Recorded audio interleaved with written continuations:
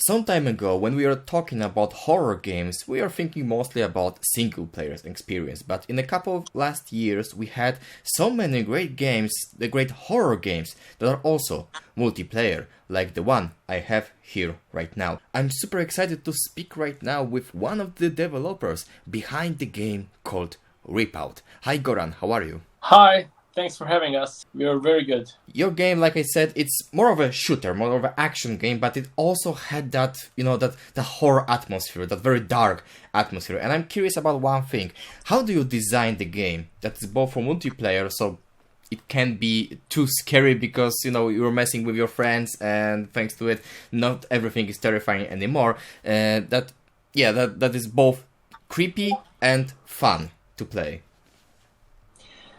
Yeah, well, this was the first difficulty and the first decision that we made, like, if we're going to go for co-op, because the first idea was getting into spaceships, with a crew. That was the initial idea. Discovery of unknown and always having sessions that are different and never knowing what to expect. And since we also love horror, and horror is a great setting for that, then we started making a horror game to emulate some of the feeling from the Space Crusade board game that used to be from Warhammer or Alien, and mostly focusing on those 80s movies and that feeling of discovery and going into spaceship. That was our primary goal. So when thinking about multiplayer, we started off with 4 players, and then we, because of these reasons, not to have it too actiony, we switched it to 3-player maximum. We balanced it out so that you get more difficult monsters and not more numbers of monsters when you have more players. So we didn't want to crowd it with monsters. We didn't want to make it a horde shooter.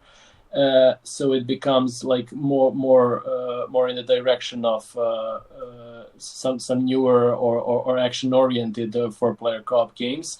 We wanted to keep it slower and more tactical, so that you still get that sense of fear when you're playing, and very different levels and rooms that you enter, that sometimes they don't have any monsters but just have jump scares and scary atmosphere. And then you get to rooms with a lot more difficult enemies. So we switch it between levels and during the entering the derelict as well. So this is how we're approaching it as well. You can play it in single player. It's perfectly balanced for single player as well. So obviously it's more scary that way, but we're trying to balance it out to keep it constantly tense for everybody. I understand. So RIPOUT is not more action or more horror. It's perfectly balanced somewhere between. Yeah, we're trying to hit the middle ground, trying to have it both ways. I see. Well, RIPOUT is a co-op horror game with elements of procedurally generated levels. So every campaign you play will be different.